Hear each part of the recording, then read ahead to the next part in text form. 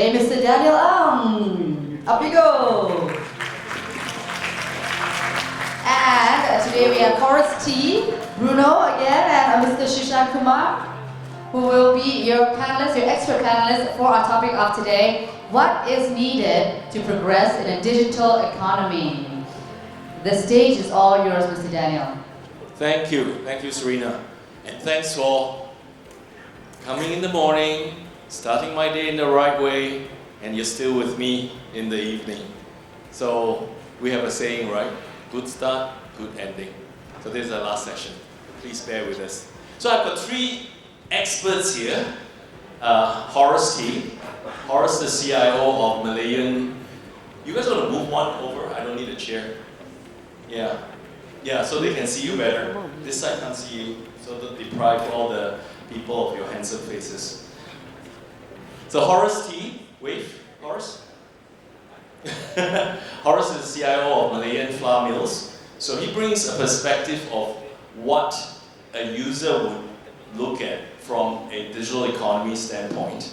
And HORACE, are you in the agricultural, or would you say you're in the manufacturing industry? Hello. Yeah, I'm in the manufacturing environment. So flour would be agriculture to begin with because it is wheat, and then you make it into flour. So you're manufacturing. All right. So what are your products? Okay, my company actually covers 4 industries: commodity trading, flour milling, poultry integrations, as well as aquafeed. So all we are dealing with agriculture, livestock, and what we try to build here is an end-to-end supply chain by leveraging technology. Okay, great. So do you integrate all your business together using data? We are just starting the journey, so there's still a lot of groundwork to be done. We, as a top management, need to give them a full support, and we actually leveraging a lot of external expertise to help the team here to learn faster, rather than build from ground up or try to build our own team here, try to figure out how to do. So what we do here is that we actually partnering with some of the consultancy firm from overseas. They're expert in poultry, expert in flour, and even data scientists from overseas to do optimizations. So you're going to run an advertisement that you're also hiring? Yes, I'm hiring. Yeah, our industry is very different here because we deal in livestock. Biosecurity, traceability is very, very important. So we are not like, I think just now there are some audience mentioned to me, they are not much mentioned about manufacturing. So yes, IoT, digital AI adoption in the manufacturing is very, very different. Personally, over here in my company, we are actually applying AI for live birth predictions. This means that how the chicken growing, are they healthy? We're actually using machine learning. And in the coming months, we actually exploring using machine learning to predict to assist in our planning process. Why? Because we're doing livestock. It's just like all of us here. We all born maybe at the same day, but we all look differently. Okay, good. So same for the live bird. So I just wanted to use this time as an introduction to the companies that you'll be hearing from. If not, you will be like, what is Malayan flour mills? What do they do and what do they use data for? I know Sushant is looking at me very wearily because I was teasing him the whole of yesterday and today that don't you think well, let me rephrase that. Don't you think Bruno Mars looks like him? Wave, Sushant. What was the other one? Rami? I did not say anything about that. The guy that played Freddie Mercury in that. I don't want to add. Rami Malek. The Mr. Robot actor. Okay, so with that introduction, he's from a technology vendor called Denodo, who has a booth outside. So he will give a little bit of perspective for what Denodo does, and what kind of industries have you helped make possible this big data movement? Well, to put it very simply, Denodo is a software company. It's a B2B tech software company, and we essentially make the lives of all end users of any business extremely easy by delivering them the data that they want. without them having to go look for it and learn new technologies to fetch it. Okay. Is your technology applicable only to big companies like Malayan flour mills or anyone who has some data? Malayan flour mills definitely is a potential customer. I'll be Hint, I'll be in touch Horace. with Horace. Yeah, but as far as the application of our technology is concerned, it's industry agnostic. Most companies or from various backgrounds, if you look at our current client list, we have got companies from banking industry, we work with government agencies, we work with other technology companies. So if you are a company who has a lot of data and you are not really sure how to go about using it or how to extract business insights from it, because the data landscape is so much complicated, then you should get in touch with us, because that is exactly what we do. We simplify this whole big data journey for you. Okay, you guys have heard from Sushant earlier today, so you know what it does. Just by a show of hands, and not to embarrass anybody, it's okay if you don't know. Do you know how much data is in your company or your organization? Second question, if you don't know that, are your data all integrated in one place? Or is it all segmented into different departments and silos and stuff like that? Because in my experience of working with big data company, one of the biggest challenges, and even government, is the data are all over the place. And you may have duplicate data, you may have data that is old, as Serena has told you earlier. I live in the land of Kiasu in Singapore.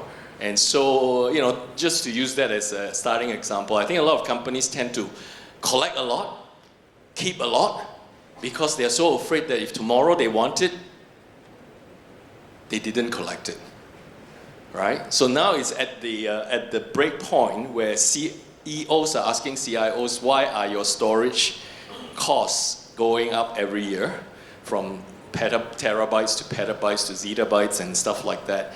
And it is harder to explain now, and that's why the whole big data movement, to the rise of data-driven organization is really the theme of how we could help organizations become more data-driven in that sense. Okay, next, we've got this confusing gentleman who is Italian that speaks French and lives in France and now in Malaysia and I won't even pronounce your last name. That's fine. This is the real Bruno, not the Mars. Can't sing.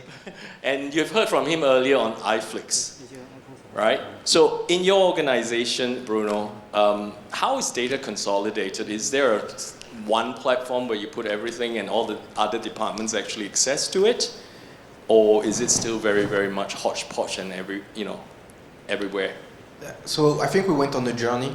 So when I arrived, basically there was no clear data strategy. So I had to go through basically scanning and looking at what we were collecting in each different system and try to make it available in one place. So now we have actually a data lake where we put everything that is meaningful in there, not the accessory data, I would say. So we put what is meaningful there.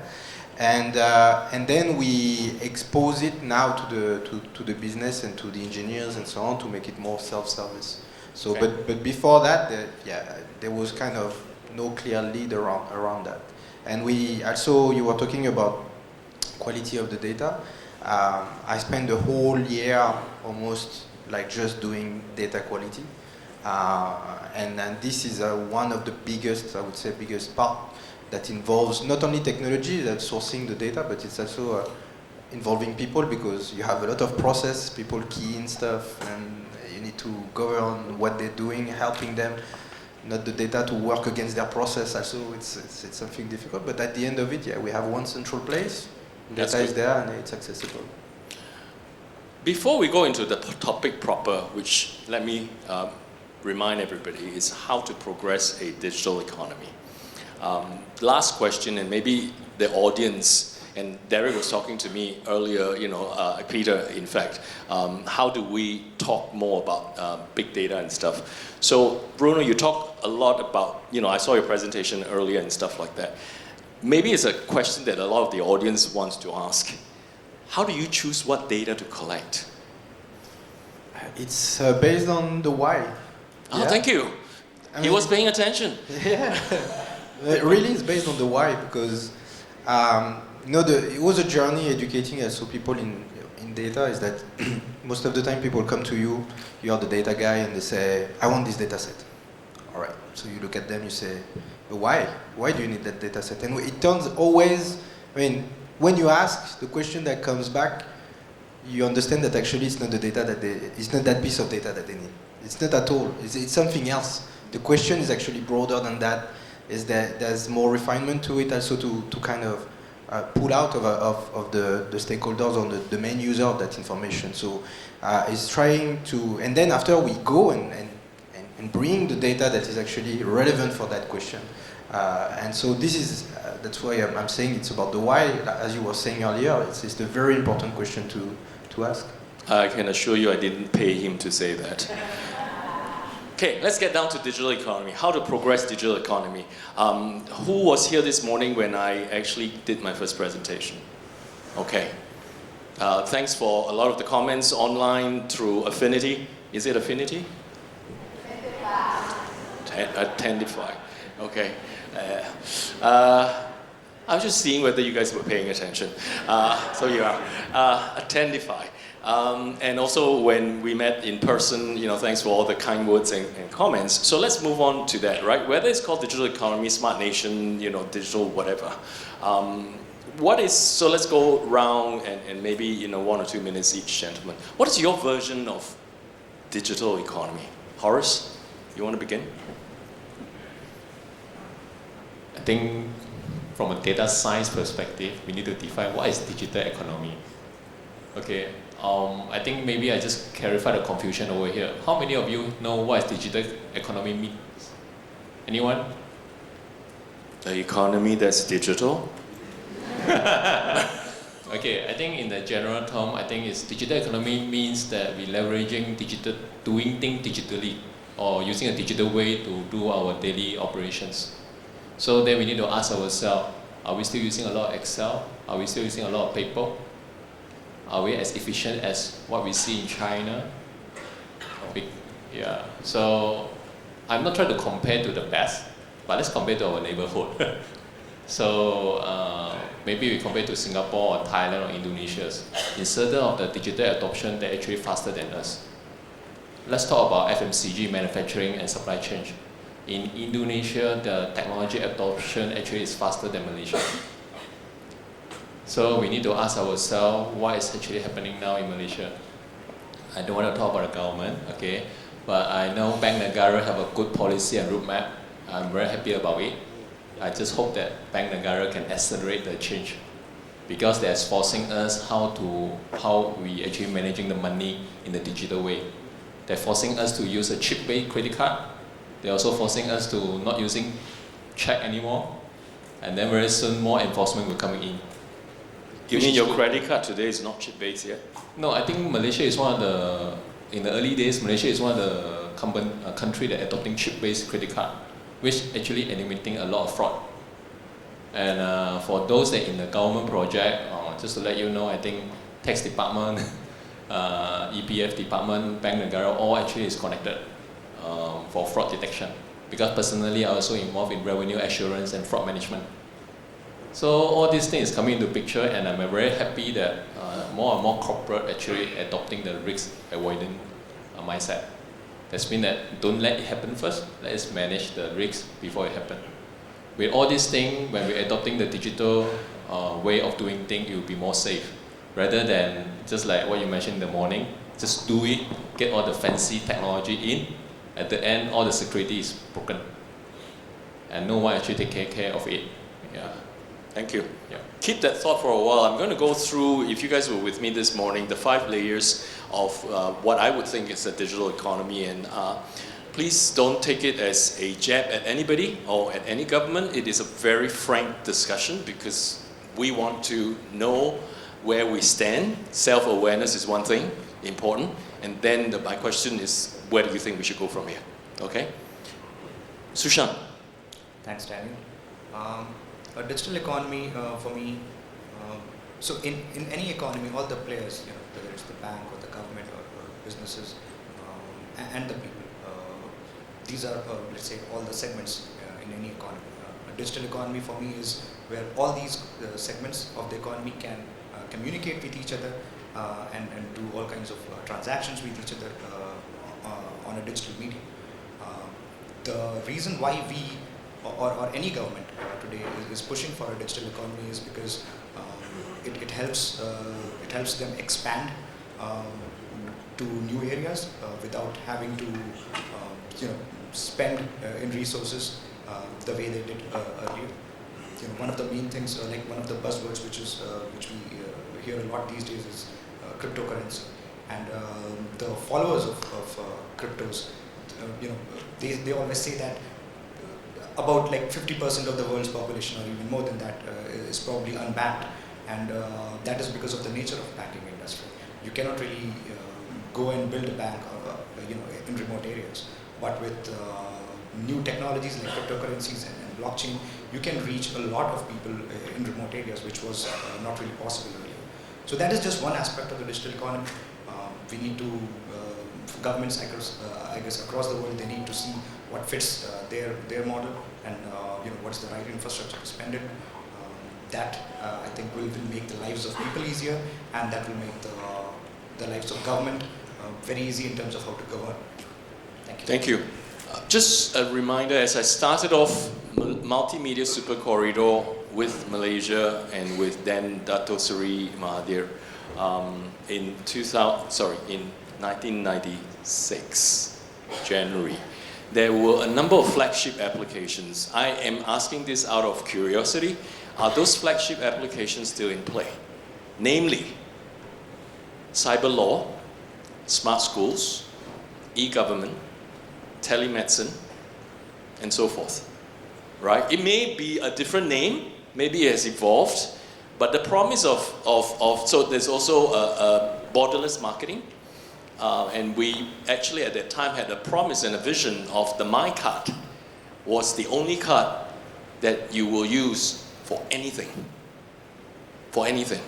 So again, not taking a jab at anybody, where the vision is set, where are we today? Are we moving along that, or in the midstream, there are things that have changed and stuff like that that causes this whole thing to change. So keep that in mind a little bit, that Malaysia has a beautiful blueprint in 1996 on MSC, which today you could translate that into digital economy, and with all those flagship applications. So everyone was going out there and try to do things. Now, the hindering factor at that time was bandwidth. Right? So I was working on a smart school project, and you could click on an icon, so the curriculum is actually on the cloud somewhere or server somewhere. You could actually go down for 2 packets of nasi lemak and 2 teh tarik, and you come out and it's still trying to open. Right? We laugh. You don't suffer from it today. It was then like that. So I'm putting the foundation of the first thing that we will talk to after Bruno gives his comment about digital economy. Digital economy, I mean, I can see it from as an outsider or as a new joiner to Malaysia. I've been here for the last 2 years and a half, but I've seen mostly on my side I would say the startup side of it. So there's a lot of activity, as we can see, but it's more centered around urban. I would say that digital economy is happening, where we have way more applications that have been developed. You have ride-hailing, and you have all those services coming. So I don't know how many of you know. I mean, look at the e-wallets. You see e-wallets here is like it's booming. I mean, you have like I don't know how many services. So those things are good because it's kind of expanding also the capabilities that digital can bring to the table and enable people to have access to things faster and so on. So digital economy is a big enabler and for efficiencies, making more profit at scale. What would be good is that there's more players that are global players that Malaysia can actually grow and nurture to be also one of the big players in Malaysia, in Southeast Asia. So you can see that with Grab and other players like Gojek and so on. And those things I think are on their way. On the government side and on the, I would say there's some initiative. We see more initiative around Cyberjaya. There's quite a lot of development happening there. Recently I was at the Urban Analytics hackathon organized by Axiala, where basically we were youngsters and talented professionals who are coming up with brand new ideas to solve the problem of a modern urban city and so on. So there is talent, there is also the will to go towards that. So I can see that from my perspective. Hopefully they started with the why. Yeah, hopefully. I think in summary of the three, what the three experts have said, digital economy will allow you to have a wider coverage because it's digital. There are some places that you can't reach. Digital economy definitely provides you with efficiency of doing things, hopefully integration as well. And digital economy also gives you convenience for the rakyat to enjoy those services when you put it out there. So let's get down to the low and dirty, right? As I highlighted this morning, the 5 things that we look at is infrastructure, policies. That's the third one. Communities, no? There was Communities, collaboration is down. Talent. What have you guys been doing? Talent. So just to change the thing, they're all asking to hire people. I'm not. I'm asking to be hired. So if you guys want to hire me, you can. Okay, infrastructure. Right? Malaysia has evolved a lot from the start in 1996 of the initial phase of internet and stuff like that. Where are we today? And firstly, the question is this: do you think infrastructure is key to a digital economy development? And if so it's a 3-part question. Where do you think Malaysia is today? And where do you think we should be heading towards? I think, Horace, you have some insight about that. You were talking about your manufacturing and the fact that you still don't have, you have to go through satellite to actually get... Are you guys happy with the internet speed here? Asking to know, not asking to challenge. Yes, no? No. How many of you happy with your home internet speed? No hand. Got lah? Only less than 10%. Yeah. I share with you my experience. I think when I first come out to work, I traveled to London. Okay, during that time, I think Malaysia still dial-up modem, StreamX. So I thought the same experience will be happening in London. So I checked into the hotel. I want to download something to watch. Okay, so I thought it would take me 1 or 2 hours lah. But before I even go to my bathroom to shower, right, download completed. Within 2 minutes. Over here, I think it take me a whole day just to download something for 300 meg. And I think the thing actually not really improving in between year 2000 to 2010. It's still very bad until the Unify being launched. But after that, I think there's a lot of price war. It's a monopoly. I'm very happy the recent past 12-month changes to the infrastructure. So did it deregulate it? The MCMC actually doing certain enforcement to cut the price and increase the speed. Yeah, I think during that time, I think TM hit badly. So in Singapore, when ISP fail in their service KPI, they get fined. Remember, Singapore is a fine city, right? So everything gets fined. So if you don't match up to the speed or you have less than a certain percentage of uptime, you will get a summon from they call it IMDA, which is Infocom Media Development Agency. You'll be issued a summon, really. It could, depending on how bad it is, it could be a big bill that you need to pay. So we got it that way. Does Malaysia do the same thing? Depends. Everything will be behind the door. We in the meeting, they all settle lah. Okay. ask everyone, when you complain to your service provider, anything happen? I think with the new government, hopefully all these things will come into the picture. And second thing I would like to highlight here is that I also have another conversation with two consultants from overseas. They are from Europe, one from our neighbor Thailand. Their infrastructure cost is very, very low when they want to do IoT adoptions. But when I show them the cost, right, they say, how come here Malaysia is so expensive? Because same thing, also government policy. I think in terms of infrastructure readiness, accessibility, government plays a significant role over here. Absolutely. I don't think we can do what China do. China have a 20 years, 50-year roadmap. Initially, I think 30 years ago, they start to have a roadmap, lay the fiber across the whole China. And then China has the advantage of leapfrogging. They don't even follow a progressive implementation. Right? Yeah, it's a government project. They get everyone onto the line. This is where Alibaba, all them can just leapfrog based on the infrastructure built by the governments. Yeah. So I take it, Horace, that you think infrastructure is a key piece in this whole equation of progressing a digital economy.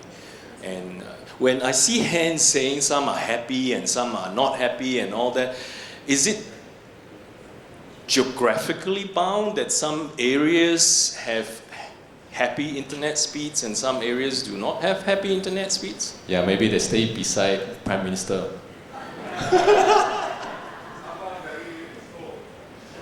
Sabah very slow. Because we must go over the sea before we reach you. Okay. I just. Where do you want the infrastructure to go from here? Here's my magic wand for you, your wish. I think with TMB coming to the picture, using the power line as an internet, I think it will be a game changer as well. But of course, there's still a lot of groundwork to be done in the next 5 to 10 years. But I'm really concerned about this because our neighbor is catching up. 20 years ago, no one bothered about Myanmar, Vietnam. Now what happened? Their PMI, their manufacturing index is all higher in these regions.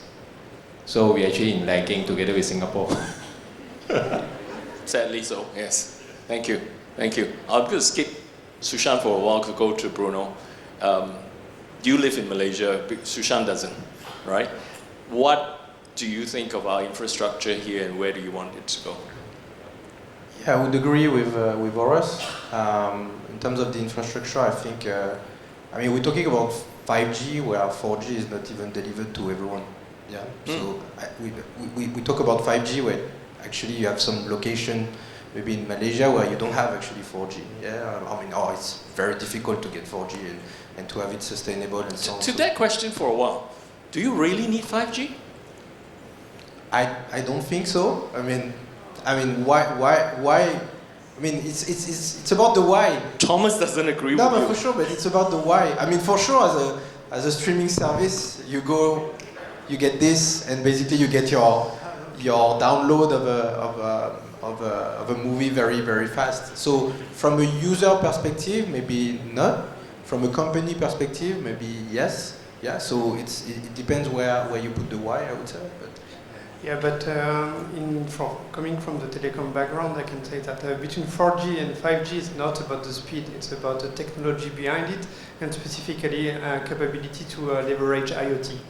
So also near-field communication. So it's not only to have Iflix in 4K on the screen, but it's to be able to leverage all our system.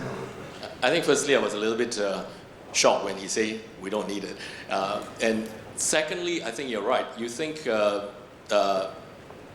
data has exploded? It has not.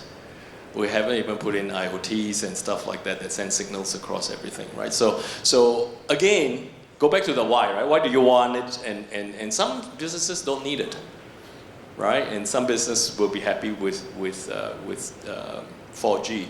And I've also seen countries that would stay with 3G. Right? They say, I don't need sending images and all that. I just need to be able to make a call and send messages, finish. Right? So it depends on what you're trying to achieve. So again, back to the what, why, and how.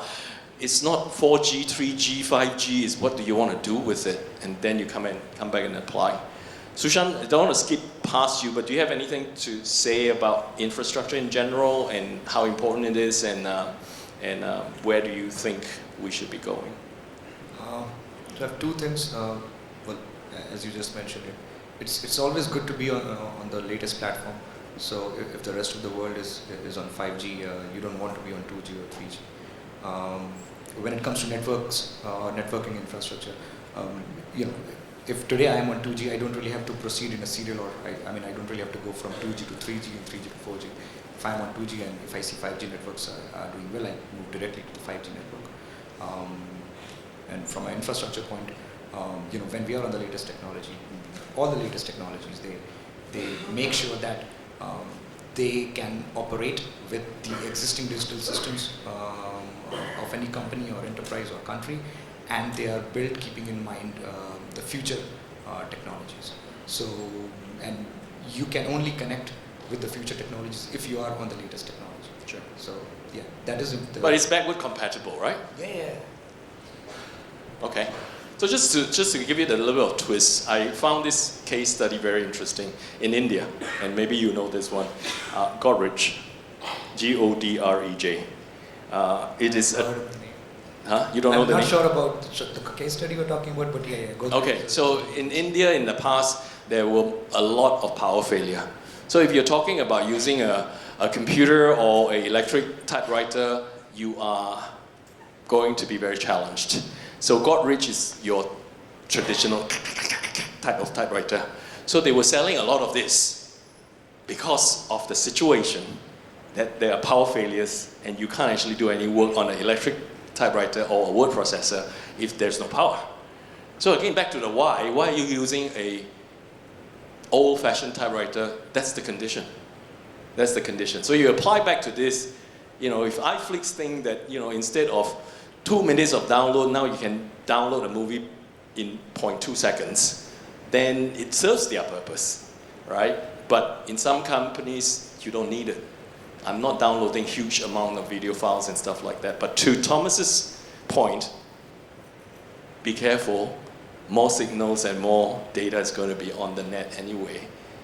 So keep an open mind what you need and what the infrastructure. But in summary, I think infrastructure is your foundation of moving a digital economy forward.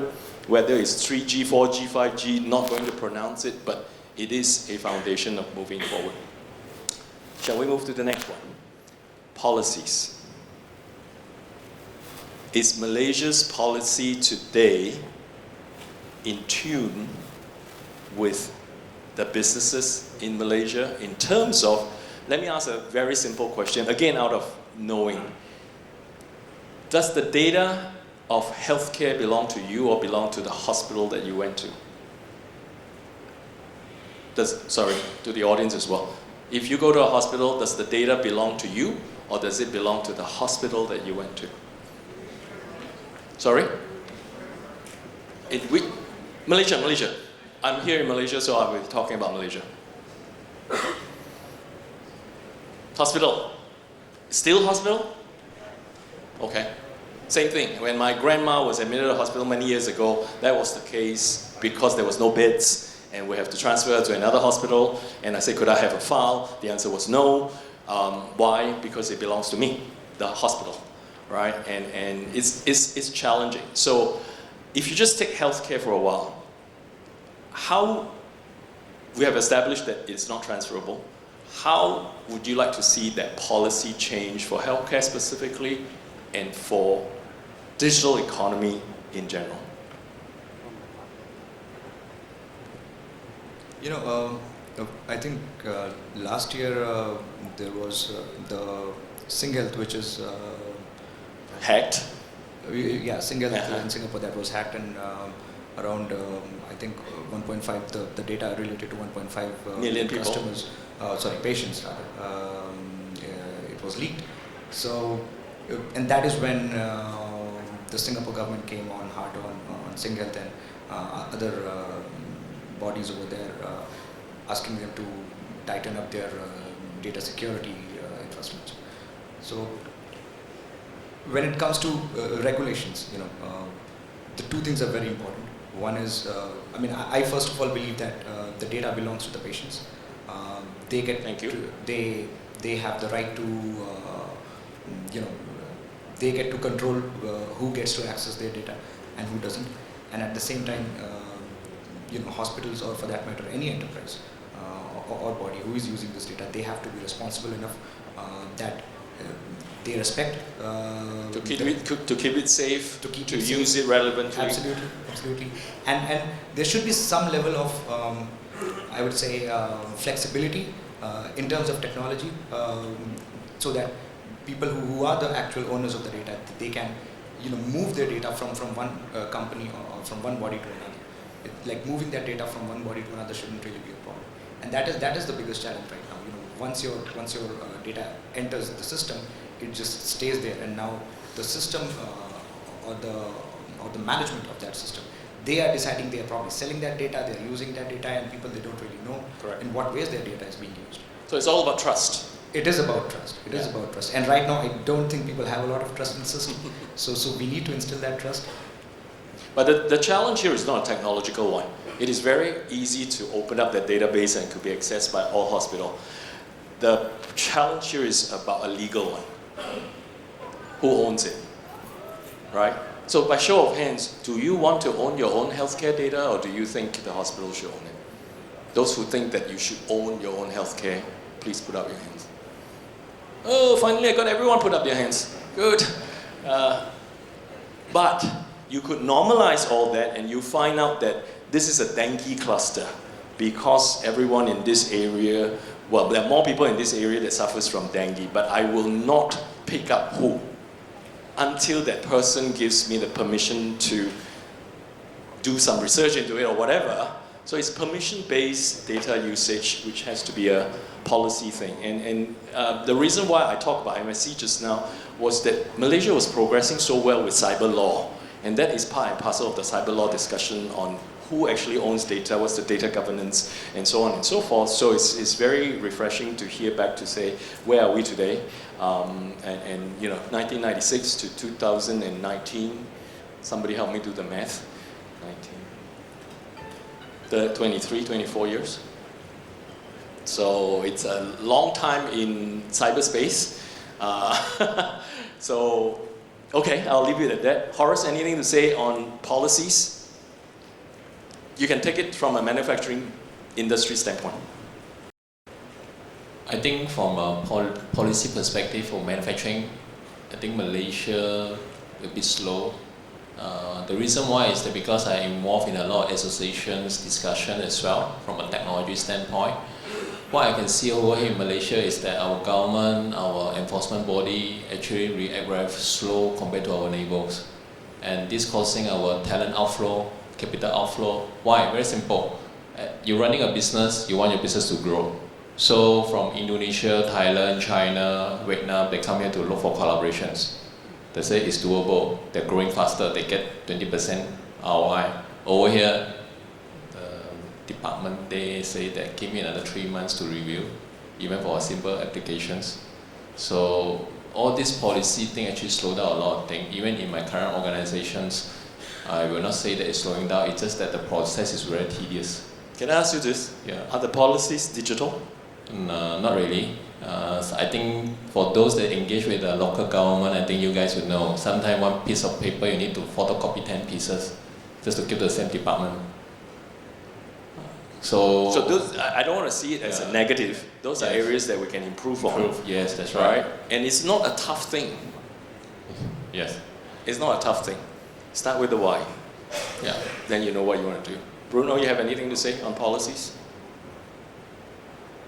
Maybe you can share from how you moved from your overseas to Malaysia as your home. Is it easy or tedious? I think it was kind of... He still wants to stay here, so he won't tell you. Yeah, it's still okay. I think on the policy side, I mean, if I look at it from a data perspective, the region and I mean, I had to deal with different countries and different PDPA and so on. So things are not unified yet. Remember I said earlier this morning, digital economy is still evolving, and no one size fits all. You cannot take a model that is successful in China and try to implement it in Malaysia. It will never work. because of the difference in background, right? Yeah, so I think the region need to come up with a standard because otherwise it's very difficult to get also the economy, the Southeast Asia economy actually grow and leverage also data and so on. So in the Europe, obviously the GDPR is very stringent and there's a lot of, I would say, more barriers for the company, which is not bad. I mean, I'm in favor of owning my data and being able to have the right to actually not share my data and so on. I don't want also my data maybe necessarily to be used for more than what I allowed to. So in some cases, I know that a lot of insurance, for example, use or ask you to do a screening. I was a bit shocked when I heard that here in Malaysia, that basically you have to go through a nerve check, do a whole bunch of exams to get a credit loan and so on and so forth. So, after it's up for debate. It's potential for improvement. Yeah, it's changed law, and so things need to be debated and things need to be kind of maybe harmonized also across the different countries. Yeah. So this is basically where Here's a little bit twist for thinking. I think policies should be both country-based as well as region-based. Malaysia as a country to fight with the rest of the world is going to be tough. ASEAN as a region to fight with the rest of the world. We are the 4th largest trading bloc in the world. Right? We have population. Indonesia is 250 million people. 250 million. Take that into consideration. Then you've got nearby neighbors of India, which is what, 1.2 billion. We've got China at 1.3 billion. So you've got a lot of things if we take away our thinking that within the borders of Malaysia we need to do this versus how do we collaborate, which is probably I jumped to the last part with the other countries, and the policies would have to be set from a region-wide standpoint and not just a Malaysia-wide standpoint. And if we can do that in Malaysia, I'm very confident you can leapfrog a lot of people. So let's think along that line. The next one, talent. Everyone comes out here and try to recruit people. Why do you guys do that? Are you really short of data professionals? Yes, we are. Yes, we are. Why? I think it's not just Malaysia. Yeah, everywhere. But everywhere. We're talking about Malaysia, contain it a little bit. Yeah, in the global economy. So are you trying to hire from another country as well? So to give you an example of people that are in my team, the team is very diverse. So it goes from people from Malaysia. I have fresh graduates, but also more kind of senior people. I have people from Syria, from India, Philippines, and it's a small team, 15 people, but there's almost 7 or 8 different nationalities, if I count. So it's a lot of different type of professional, different type of culture, and so on, and they're all been trained in different part of the world. You may have a different challenge, which is cultural diversity. That's right. So this is another challenge to tackle. But at the end of the day, we have a lot of positions that are open, and it's always very difficult to actually hire. So now with the plan that was 2020 and 20,000 trained professional in data, I think this is the beginning, but maybe it was a bit short. Could have been maybe more people, 40,000 or something like that.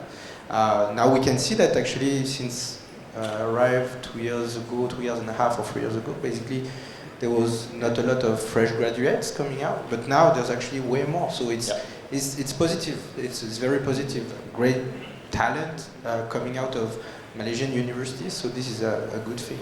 I would say there's another challenge also is that you hire across the world or people apply from across the world. You get now more good talent also coming from universities. But what about also bringing back people that, Malaysians that are actually Stop looking at abroad and bringing them back actually in the economy. So this is also something that government needs to think about.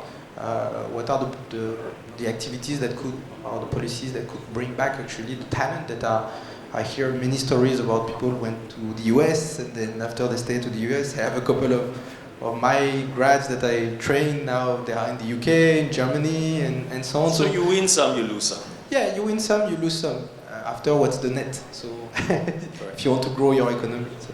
Correct. So the 20,000 data professionals in the year 2020 was a national goal, is a national goal. We're not at 2020 yet. I was fortunate to be part of developing that whole thing together with MDEC and all that. I don't think we used a lot of data science to come up with the 20,000 figure. It was just a 20,000 figure. And maybe a little bit of granularity in data professionals that came out. It's 4 layers. Data admin, 1 layer up. Data analyst, 1 layer up. Data modeler, and of course data scientist. And you guys know that a data scientist can't do its job unless you have the other 3 layers below it.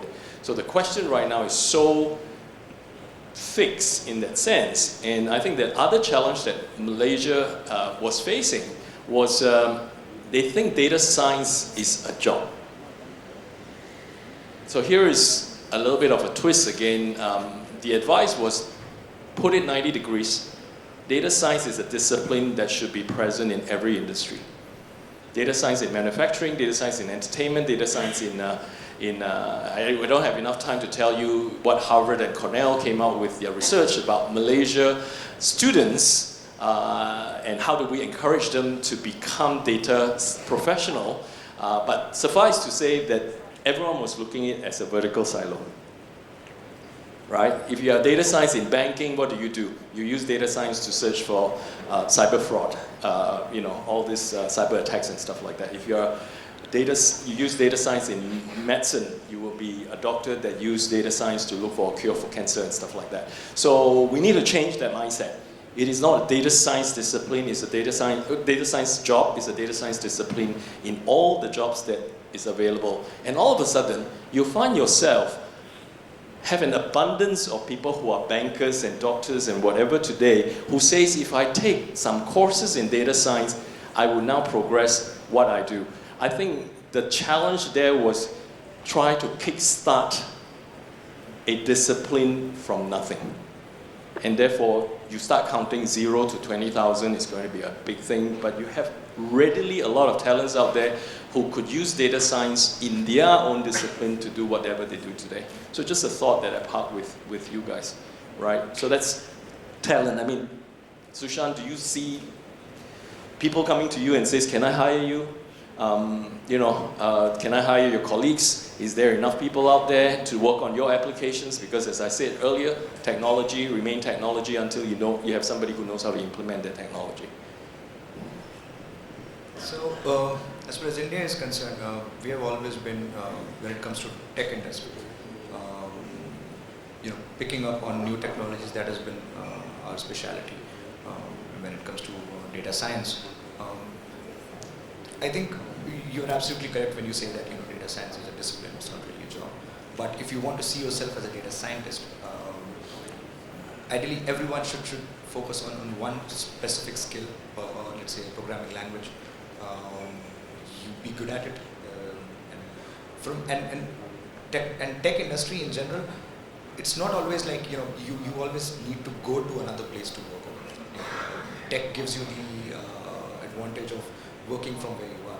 So finding talent is easier, and at the same time you don't always have to make them come and work in your office. You can get the work done from a remote location. Depending on which culture, some don't accept it. Yeah, but in case it's a complicated process, then you always have the option to get it done remotely. Okay. So that makes it extremely flexible. Okay. Is there a program here in Malaysia that encourages people who are already a professional, may it be a banker or an engineer, to take up data science to enrich what they are doing today? I mean, I'm asking, is there such a program today? There is? Many. Okay, good. So you're moving in the right direction. Horace, any last words on talents? Besides publicizing that you want to hire more people? I will not be hiring, but I will looking for subject matter expert to help me. Yeah, okay. Because I think in Malaysia we are going through a transition as well as what happened in previous industry revolutions. When we start to have the mass productions line, we have a lot of blue collar worker. Then we start to think that we need a white collar to manage them. And then when we go to Industry Revolution 3, where computers start to be popular, there's a shortage of programmer. Now we are in the Industry 4.0. Definitely there will be a shortage in terms of data science expertise. It's an evolution. It will take another 5 to 10 years. Why? Very simple. Most of the university courses now, at least 1 or 2 subjects will related to data science. Then when you reach critical mass, then this issue will be gone, and different problem will come for us to solve. Is that the salary package will go down again, maybe 10 years, 15 years down the road, and no one want to be a data science anymore, because most of the common thing will be done by machine. You need to think beyond data science during that time. In fact, the bubble has burst in the United States already. A data scientist in the past, not even very far past, 3 years ago, was earning upwards of $500,000 US, and they are probably like 25 years old. You look at them and says, "What's this kid doing in my show?" And he says, "What kid? That's a data scientist." Oh my God, could be my son and daughter, right? And they earn upwards of $500,000 per year US. But I think that has gone away very quickly, right? So I'm not going to go through, in the interest of time, the other collaboration and community piece, just by saying that I think we have to look at this in our Malaysian way of how does the community come together to support the country towards the digital economy, and not, in some countries you leave it to the big man up there. I'm not talking about God, I'm talking about government, and say, hey, wait for the government to initiate this, but you can initiate stuff. That is a digital economy. Just a little bit of publicity. I'm sure you guys know this. In MDEC, there is a new, not new, 3 years now, segment of MDEC called Digital Hub. So you can now be a digital hub participant by not even having an office. Their promise is you can be at the beach of Pulau Tioman and still run your business globally, right? So I think my personal view is not just Malaysia. A lot of countries have great aspirations and great plans. There is a big disconnect between the plan and the execution. It could be education, it could be awareness, it could be a lot of stuff. It could be policies that doesn't necessarily accelerate and incite excitement in the execution. But if you look at blueprint, every country's blueprint look beautiful. And then you scratch your head and say, what happened? Right? So again, not try to solve it here, but some thoughts that there is this gap between beautiful blueprint and maybe not so beautiful execution, and that's the part that we need to fix. In the interest of time, because we have to clear this in 10 minutes, this room, I want to open it up to the public, to the participants. Questions, last session, questions to our experts. Uh-oh, it's after you now. Tom. We haven't been talking about sustainable development, and I would be very curious, what is your vision about how IT and data can help this country to become smarter, cleaner? So. Anyone wants to take that? The question is about sustainability. This is a very good question. I think this is related to something I mentioned just now as well. How come the talent and the capital is all outflow from Malaysia? How to sustain the growth within the country? And as we go into a digital economy, we really need to have a good blueprint to sustain it. But if all the good people, talents, and resources are going outflow, then it will be tough over there. And to continue from the question asked, how can data, all these things to build a sustainable growth for this country? I think it will be a very, very long journey for us. As well as showed just now in the morning, Vision 2040. During that time, I think we got 3 to 4 generations of our family member data with Google or Facebook. They actually can predict that how our next generation will look like. And the problem now here is that who actually in Malaysia itself together with the government body to maximize the value or extract value from all this data that owned by overseas company. And this is a challenge I think as a latecomer to the game we will be facing. Why? Our overseas company all getting the data now and we have no policy to stop them that you cannot get our data or you need to share the data with us. So sooner or later, very soon, all the country will say that if you get any subscriber, customer, user from my country, I have the right to get the data back from you. That most likely will be a future conversation, but most likely will not be happen now. Yeah. Have you guys seen the big poster says data is the new oil?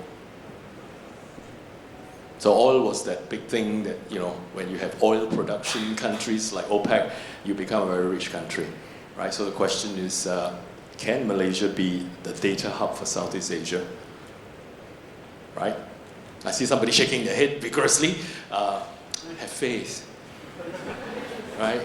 We can do it, you know. Malaysians are very creative and smart people. Let's go towards the same direction at the same time, and I think we can do that. Any other questions? Yes. Run, girl, run. Running. Hi, I'm Shahid from Bank Negara. Hi. Okay, I would like to ask, to progress the digital economy, the introduction of products and services that meets the needs of the underserved in Malaysia is also crucial. So in your view, how would you all cover this underserved community? Can you define underserved? It's a community with inadequately received services or facilities or products here in Malaysia. So people staying in rural areas that are not connected? Yes. Or are you talking about handicaps? Handicap as well is one of the underserved. Okay. So underserved in general, not specific. Okay. I think infrastructure play a key role. Can you imagine that you want to deliver something to a certain area, like suddenly loss of GPS, no signal, you don't know where to go. That's number one thing. Number two is the digital literacy of the whole populations. Just to share with you one joke, I don't think it's a joke. In my first job, I'm doing a digital banking software with the bank. Can you imagine that my manager at that time, right, I don't trust the software itself, I will never use digital banking. Mindset. Yeah, it's a mindset thing. And I believe previously, because personally I also from e-commerce before, to convince the user to use mobile apps is a challenging thing. Do they trust it or not? Just take the e-wallet. Who actually come out the first e-wallet in Malaysia, sir? Anyone? Both? Yeah. And then after that, I think gaining momentum, he know how to do collaborations, then the rest of the e-wallets all coming out to the market. And then what happened now? Do you think that you have no confidence to download any mobile wallet apps? You just use all you can get. And based on the gossip, right, you have 10 more e-wallets app in your phone already. And then you gossip, hey, this one you shake one thing, you get 20 cents, this one you shake two things, 2 times you get 10 ringgit. So I think this one is a whole overall business community need to work together. Although we are in competitions, but we also need to work together to build the awareness. Just to share with you is that when the share service being promoted by MDAC, that's means share service operation, everyone in Malaysia or MMC want to sell share service in Malaysia. What happened then? I sell finance and HR. The finance share service keep on poking people. So as an account executive, right, you jump 5 share service, right, your salary increased by 20%. So good business, right? So what happened is that policy come to intervene. MDAC come to intervene, say that guys, you guys need to be rational a bit, learn how to work together, don't destroy the industry by your own. Yeah. Okay. We're at 4:27, 3 more minutes. I want to be cognizant of time. Last words, panelists. Last words, not long words, just words. 2 minutes can One be long. word. I think my last word would be that, I mean,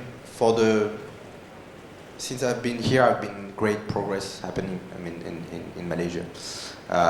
Great progress in terms of, as I was mentioning, about talent, coming. People also getting more aware. There's way more conferences around data and so on. So there's way more adoption of those things. Obviously, we have to rely on all the big American players or China and so on to bring actually the tools and so on. But from that, you can see that there is also an ecosystem that is actually growing. So new startups and so on kind of emerging. So I feel very positive about what's happening right now. There's way more to do, obviously. There's always more to do. But I think it's on track. Good. So we're not perfect, we're trying. Okay, Sushant? I think as consumers, we should not really block ourselves into thinking we should essentially we should trust the digital systems. We should understand that it is for our own good, and the digitization of any system at the very basic level helps make things transparent, and that is what we need. Thank you. Horace, last but not least. I don't think I have much to say. The most important thing, we all as a Malaysian need to work together, and I think Malaysia is on the right track to a better future. Let's work together to build the economy back again. Okay, Are you running for the next election or something? Well, he's not 94, so he's got lots of years. Well, let me have the last words. Thank you very much. I hope this was valuable to everyone. I think just to summarize the whole thing, start with the why, and then work out the what. To the gentleman in Bank Negara, I think we're going through always this curve, right? Everyone is excited to launch e-wallets, and you've got so many. So let me encourage Bank Negara to come up with a policy to integrate them into my card, right? So because that was the blueprint that Tun set in 1996, right? So with that, I want to do some advertisement for next year. BIGIT 2020 will be happening again in Kuala Lumpur. So watch out for it. And with that, a big terima kasih. And please have a safe drive back to your home.